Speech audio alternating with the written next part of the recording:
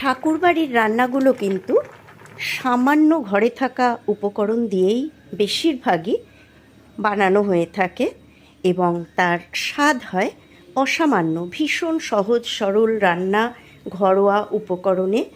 তো আজ আমি সেরকমই একটি রেসিপি তোমাদের সাথে শেয়ার করব। দুধ মুগ পটল, এটা কিন্তু এই গরমের জন্য একদম পারফেক্ট আর ভীষণ সহজ একটা রান্না, খেতে কিন্তু অসাধারণ। নমস্কার বন্ধুরা, আমি পুপু আর পুপুর রান্নাঘরে বরাবরের মতো নতুন পুরনো সব বন্ধুদের স্বাগত জানাচ্ছি। এই রেসিপিটা বাড়িতে ট্রাই করার জন্য অনুরোধ রইল। যদি আমার রেসিপি ভালো লাগে তাহলে প্লিজ লাইক করো, কমেন্ট করে জানিও কেমন লাগলো। আর নতুন বন্ধুদের অনুরোধ করব এরকমই সুন্দর সুন্দর রেসিপি পেতে আমার চ্যানেলটা সাবস্ক্রাইব করে আমার পাশে থাকার জন্য। চলো তাহলে শুরু করে দিই আমার আজকের রেসিপি। আমি গ্যাসে একটা কড়াই বসিয়ে দিয়েছি আর দেখো 100 গ্রাম নিয়ে নিচ্ছি মুগ ডাল। এবারে এই ডালটাকে আমি একটু ভেজে নেব। তো লো ফ্লেমে ডালটাকে আমি ভেজে নেব যতক্ষণ না ডালটার থেকে একটা সুন্দর গন্ধ বেরোবে আর ডালের কালারটা সামান্য একটু চেঞ্জ হয়ে যাবে, ততক্ষণ আমি ডালটাকে ভেজে নেব। ডালটা কিন্তু সুন্দর করে ভাজা হয়ে গেছে আর কালার চেঞ্জ হয়ে গেছে। এখন আমি গ্যাসটা অফ করে দিলাম আর ডালটাকে এখন আমি 3-4 বার ভালো করে ধুয়ে নেব। তো আমি আর আলাদা পাত্র করছি না, এই কড়াইয়ের মধ্যেই আমি ধুয়ে নেব।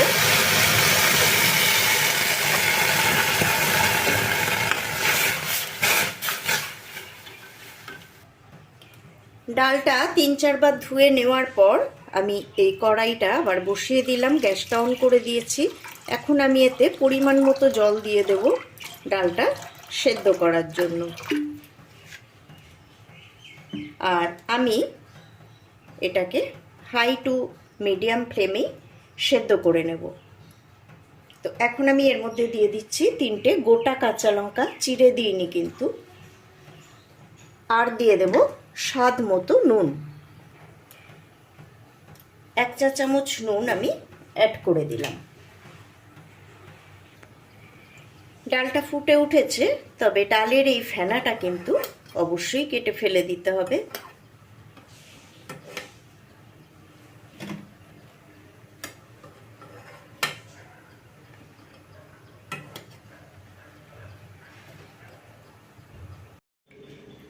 ওদিকে ডালটা সেদ্ধ হতে হতে একটা মশলা তৈরি করে নেব। তো এর মধ্যে দিয়ে দিচ্ছি 1 টেবিল চামচ জিরের গুঁড়ো। আর এই জিরেটা কিন্তু আমি ঘরে গুঁড়ো করে রেখে দিই, তাহলে কিন্তু এর স্বাদটা অনেক বেশি ভালো হয়। তোমরা কেনা জিরের গুঁড়ো দিয়েও করতে পারো, তবে চেষ্টা করবে জিরে গুঁড়ো করে নিয়ে করার বা বেটে নিতে, তাহলে কিন্তু স্বাদটা একদম পারফেক্ট আসবে। তো দিয়ে দিলাম 1 টেবিল চামচ জিরের গুঁড়ো। দিয়ে দেব 1 ইঞ্চি আদা, আমি খোসা ছাড়িয়ে এরকম টুকরো করে নিয়েছি আমার পেস্ট করার সুবিধার জন্য। দিয়ে দেব একটা কাঁচা লঙ্কা আর দিয়ে দেব অল্প একটুখানি জল দিয়ে এটাকে আমি একটু পেস্ট করে নেব।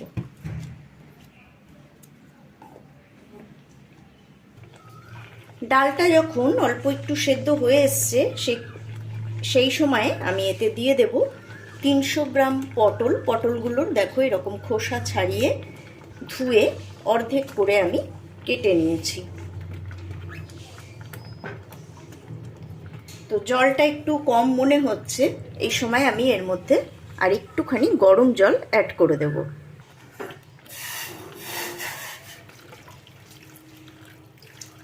কারণ এখন পটলগুলোও সেদ্ধ হতে হবে আর ডালের জলটা নইলে আরও বেশি শুকিয়ে যাবে। ডালটা কিন্তু সেদ্ধ হয়ে গেছে, পটলগুলোও সেদ্ধ হয়ে গেছে আর ডালটা দেখাচ্ছি কেমন থাকবে। ডালে কিন্তু কাঁটাও দেবে না আর ডাল এরকম গোটা গোটাই থাকবে, কিন্তু সেদ্ধ হয়ে যাবে। দেখো হাত দিয়ে টিপলে এই যে গলে যাচ্ছে, এরকম গোটা থাকবে কিন্তু সেদ্ধ হয়ে যাবে। আর এই ডালে কিন্তু কোনো রকম হলুদ পড়বে না। তো এখন আমি এটাকে নামিয়ে আর একটা কড়াই চড়িয়ে দেব। আমি আর একটা কড়াই চড়িয়ে দিলাম আর এর মধ্যে আমি দিয়ে দেব, দেখো এটা কিন্তু আমার ঘরে পাতা ঘি। তো তোমরা কেনা ঘিও দিতে পারো, আমি ঘরে মাঝে মধ্যেই পাতি, তো সেটা দিয়েই করছি। আমি 1 চা চামচ কিন্তু ঘি এখানে দিয়ে দিলাম। ঘিটা গরম হয়ে গেছে, এখন একটা শুকনো লঙ্কা একটুখানি ফাটিয়ে আমি এর মধ্যে দিয়ে দিলাম। লঙ্কাটা একটু ভাজা ভাজা হতে হবে।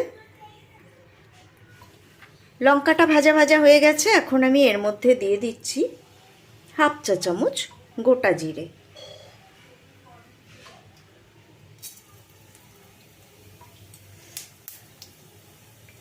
জিরেটাও ভাজা ভাজা হয়ে গেছে, এখন আমি এর মধ্যে দিয়ে দেব সেদ্ধ করে রাখা ডাল।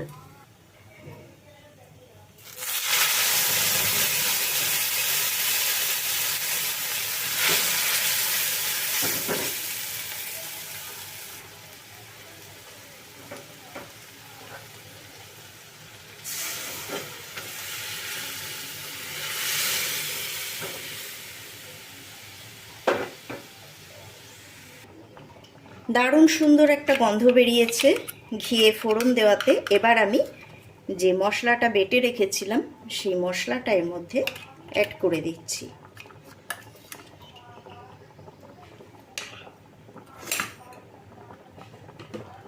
দিয়ে দেব 1/2 চা চামচ চিনি। চিনি কিন্তু দিতেই হবে। আর দিয়ে দেব আমি আরও 1 চামচ ঘি।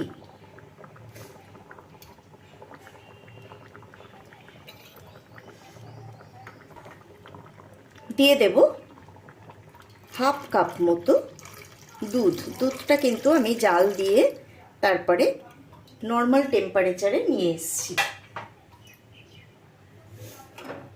এবারে সব শুদ্ধ ভালো করে মিশিয়ে দেব। আর ফ্লেমটা আমি হাই করে দিলাম, দিয়ে এটাকে মিনিট খানেক আমি ফুটিয়ে নেব।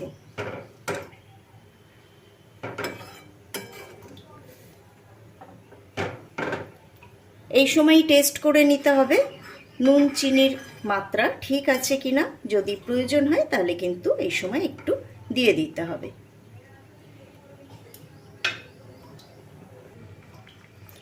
মিনিট খানেক ফুটিয়ে নেওয়ার পর এটা কিন্তু একদম রেডি। এখন আমি গ্যাসটা অফ করে দেব আর এটাকে একটা পাত্রে ঢেলে নেব।